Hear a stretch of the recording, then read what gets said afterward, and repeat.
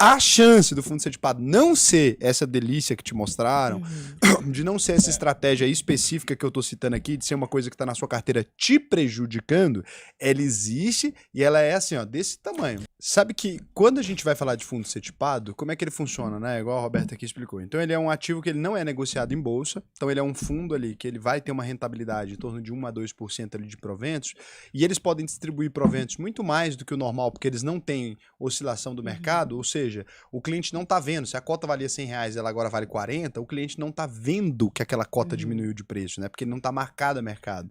E aí o que é o problema? Se eles estiverem correndo muito mais risco, correndo um risco do default nesse caso, né? Correndo um risco de quebrar, quando a gente fala default no mercado é de quebrar, de sumir do mercado mesmo, o cliente não tem acesso àquilo. Então isso permite que você coloque o fundo na carteira dele, que ele fique achando que tá ganhando uma bica. Então você vai encontrar cliente que o cara tem 10 certificados, 5 certificados na carteira, ele vai falar pra você que é tipo um fundo imobiliário fechado, né? O que o cara vai falar pra você? Não, mas minha rentabilidade tá muito boa, eu tenho 100 mil, tô ganhando 2 mil por mês. Você vai falar assim, meu lindo, mas esse dinheiro tá saindo do próprio caixa do fundo.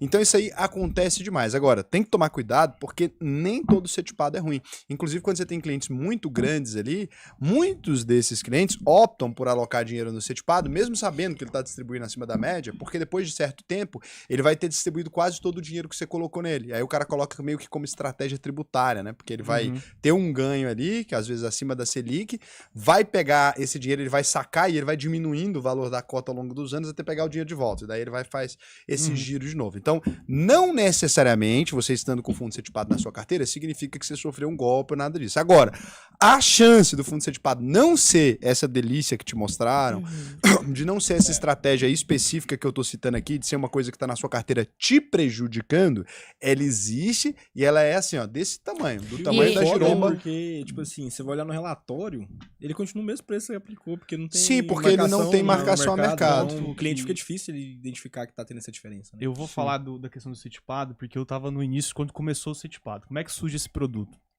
Lá por volta de 2020, finalzinho de 21, 22, existia uma demanda tanto do mercado de assessoria, das corretoras e tudo mais, tanto também do mercado financeiro como tudo para captar recursos baratos e para o mercado financeiro gerar uma receita. Só que, cara, você estava num momento de mercado em que a Selic estava 14, a bolsa caindo, então você fazer uma IPO na bolsa, você ia captar pouco, né? Teria uma baita de uma oscilação, teria que ter um baita de um maker para poder equilibrar o preço e seria muito caro.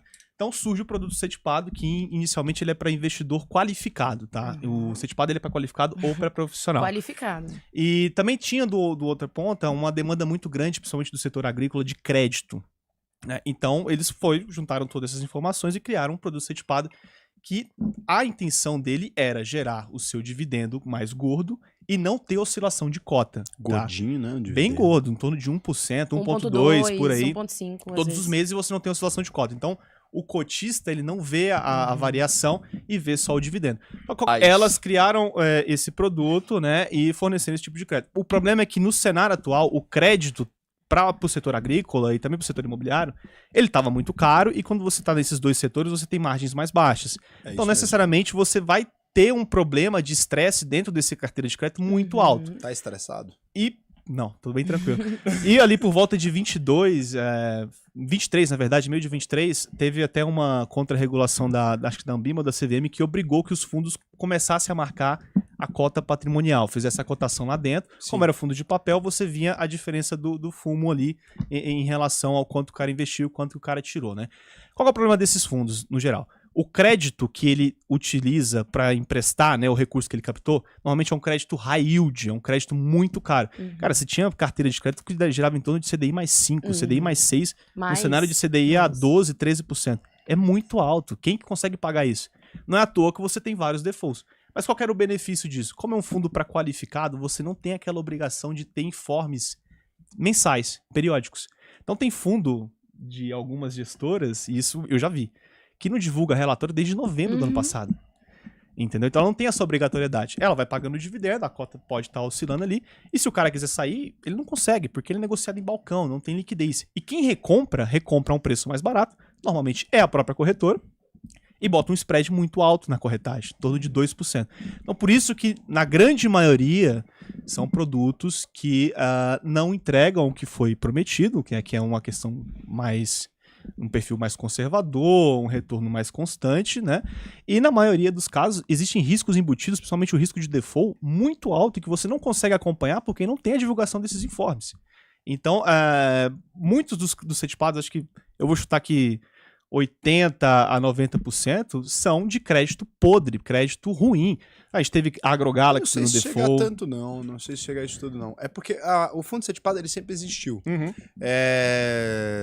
A CETIP é mais antiga do que a nossa própria bolsa. Então, ele sempre existiu. O problema é que o mercado financeiro é sempre muito bom em brecha. É assim, você tem um tipo de classe de ativo, e daí essa classe de ativo tá ali meio parada, não tá virando nada.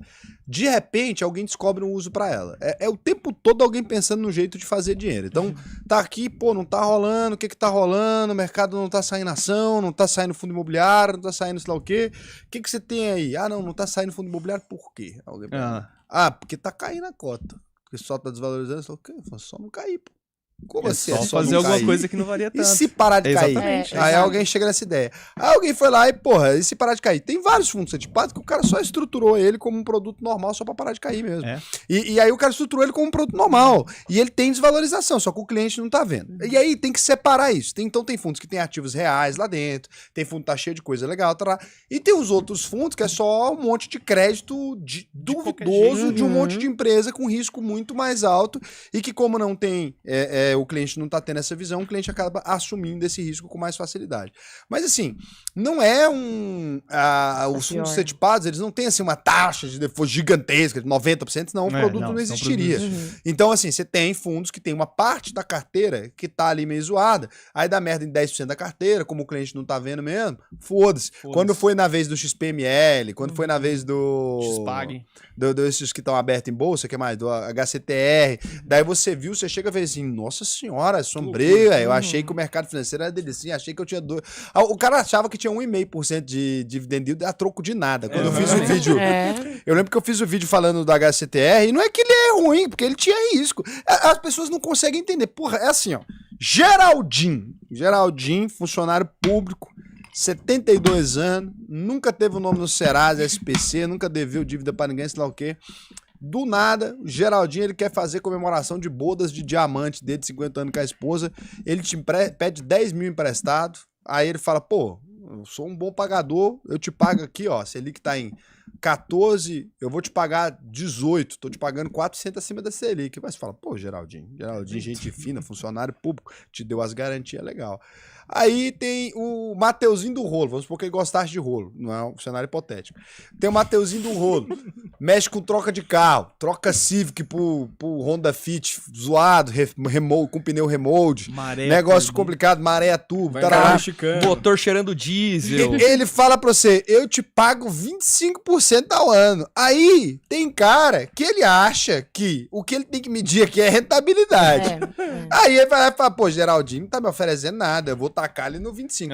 Se alguma coisa no mercado financeiro, meu, tá custando o mesmo preço que a outra, com a rentabilidade diferente, você pode ter certeza que o risco não é igual. O mercado financeiro, ele avalia muito bem a situação dois homens numa moto. Então, tem situação que é dois caras numa moto. Eles só não parecem. Você vê o ticket lá, tá escrito NNR. É dois caras na moto. O cara tá vindo ali, basicamente, tem chance dele ser assaltante? Dois caras na moto, 3 da manhã, virando a viela, no escuro, deu a volta 2 vezes. Tem chance? Porra, tem, mas pode ser o bermoto também. Mas pode ser o bermoto, exato. Só que se ele não tiver mochilinha, tem orelha de porco, rabo de porco, né? Focinho de porco. Ou é um porco ou uma feijoada. Você tem que tomar cuidado. Não é assim a vida. E aí é isso, é nisso que se pega às vezes o CETIP. O CETIP, ele tá ali com a orelha do porco e o rabo do porco. Se não for, muitas vezes não é porco, mas é feijoada. O problema é que o produto, ele não é, na teoria, ele não é ruim, se for analisar. Só que ele é vendido pro risco errado. Isso, exatamente. A análise de risco é errada. E a taxa administrativa de um fundo assim, galera, ela não baixa de 1,5, tá? Ela vai de 1,5 a 3%. Mas ninguém nem tá vendo taxa administrativa. Não, estou avisando põe vocês meio, família do bobo. pessoal. Na verdade, é aquele famoso 1.5 mais 20 cent de performance. É dentro. E tem ali a promessa de que, pô, em 4 anos vai ser listado em bolsa e vai Isso. ter uma liquidez. Só que se for analisar bem no prospecto, tem lá 4 anos prorrogáveis para mais 5, 6, 10 É anos. o famoso E confia. muitas vezes eles liquidam o fundo antes. Vai trocar de papa e você não vai ter visto esse O patrimônio decresce pra caramba, os caras vão lá e liquidam. 2 presidentes passaram isso aí. Não, passou 16 presidentes da República.